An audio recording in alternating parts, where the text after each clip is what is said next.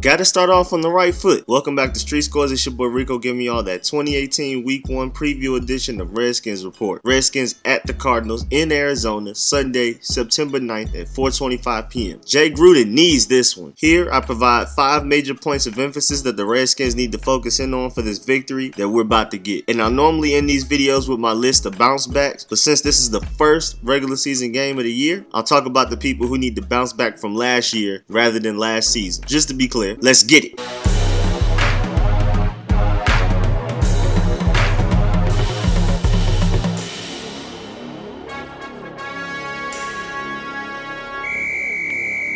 First game of the 2018 season, y'all. I'm excited. I miss football. Them other sports don't cut it. Even basketball is cool, but it's not this. My Georgia Bulldogs are going to be great, and I'm very excited about the Redskins' potential this season. We have a chance to show the rest of the league what we can truly be if we are not literally the most injured team in the league, like we were last year. But anyway, let's get to point 1. We need to win a season opener. It is long overdue, y'all. Jay Gruden is 0-4.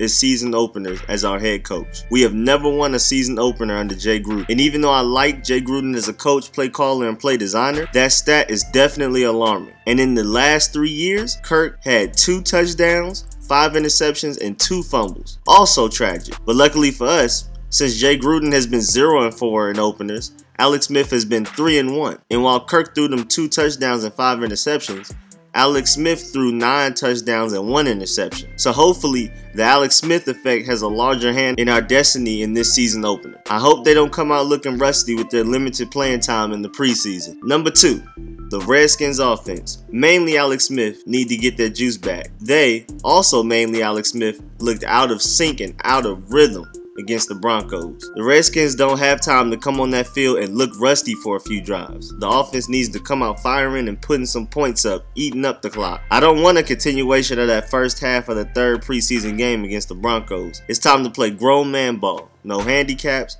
no distractions, no excuses. Number 3.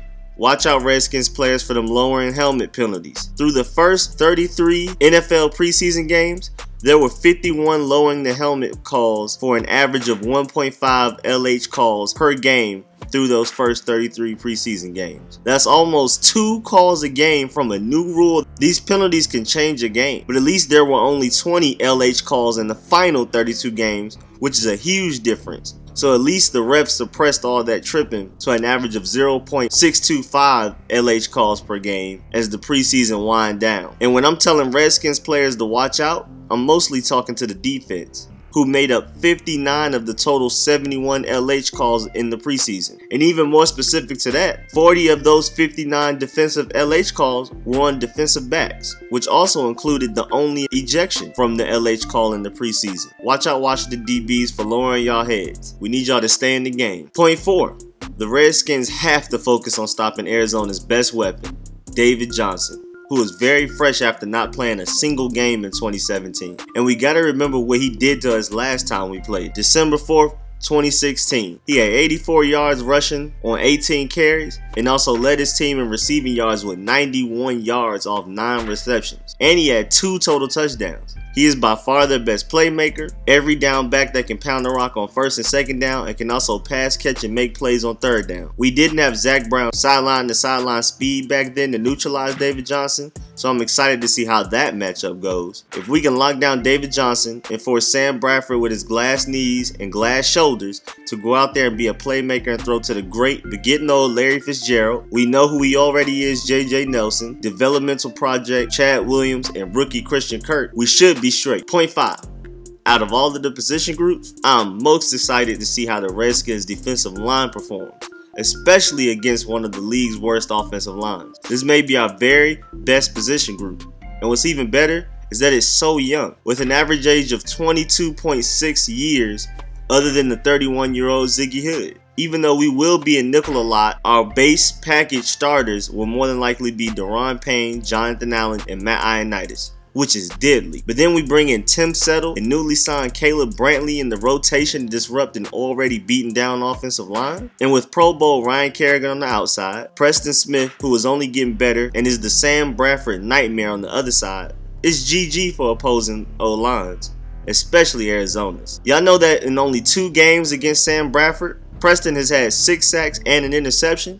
He's a Sam Bradford killer. And also noteworthy, with us releasing Anthony Lanier, not re-signing Junior Gillette, and signing Pernell McPhee and Caleb Brantley, we seem to be pushing for a powerful and punishing D-line and outside linebacker combo. We will use some finesse, but most of our identity is clearly beating up the other team, being physical and being their aggressor. This will give our fast inside linebackers an easier day that they had all last year. The D-line outside linebacker combo can be a force in the NFC East and the entire league for a while, and it starts this coming Sunday. Shouts out to Arizona for hosting our first look at this new beast we've created. Now, this is normally my list of people who need to bounce back from injury or bad games. But since this is week 1, these are people who need to bounce back from last year or this offseason. Starting with offensive line. This is the most important one. With all of the injuries last year, a lot of people forget that we have a certified top 10 offensive line in this league with the potential to be top 5. I need the Redskins offensive line to bounce back, show the league how we do this, and most importantly, stay healthy. Simple, but very important. They have a pretty tough test ahead of them against the Cardinals, but I expect greatness from the Redskins O-line nonetheless. Josh Norman. He needs to show people that he can still play at a high level. The primary reason he had an off-like season last year was because of injuries. So he also needs to stay healthy and play up to that ridiculous contract. He needs to show these young DBs how football is supposed to be played. Monte Nicholson. He needs to bounce back from injury. When he kept getting hurt last year, his presence was surely missed. His athleticism and range at the free safety position allow our corners to take risks and be more aggressive because he just cleans up after them. If he can stay healthy and take off from where he left last year, he can possibly get a very early Pro Bowl on his resume. The proven playmakers. Chris Thompson and Jordan Reed need to bounce back and be dynamic, while most importantly, staying healthy. If we can get a full 16 games out of CT, in at least 12 healthy games out of JR, our offense can be very potent, allowing Jay Gruden to utilize his entire playbook. All we can focus on is this game right now. Can't look too far ahead, and the Redskins just need to go out there and be themselves and leave the game healthy. And lastly, Josh Doctson. Josh Doctson needs to bounce back from his college self. Nothing we've seen in the NFL, really. If we are hoping to be a consistent offense, we need a true X receiver. Jamison Crowder is good in the slot. Paul Richardson should be good at taking the lid off the defense and keeping them honest. But Maurice Harris, who is struggling from concussion problems for almost a month now, and Josh Doctson need to step up and become our effective X receivers that require the attention and coverage of the opposing team's best defensive backs, so our other playmakers are in constant mismatches. But that's it for this episode. Thanks for the view. We have to start this year off right, y'all. The Redskins schedule only becomes harder after week 3. Weeks 1 and 2 are the Redskins' least dangerous opponents of the year. And if we don't start off 2-0, who could even say why we would be able to beat any other opponent going further? Last time we played the Cardinals, we lost to them 23-1, and that cannot happen again. And just for y'all information, Zach Brown and Colt McCoy were full participants in Wednesday's practice, while Maurice Harris did not participate. I will be bringing y'all a weekly injury report before the game once it's officially out, but so far it looks like Zach Brown and Colt McCoy will be full goals on Sunday. But make sure y'all Dolemite fake punch that like button, favorite, subscribe. I'll subscribe back, and most importantly, comment and share. And again, thank y'all for the support. I'll catch y'all later. I'm waiting for this 2K19 early release. Got my Xbox on New Zealand time and everything. I'm out.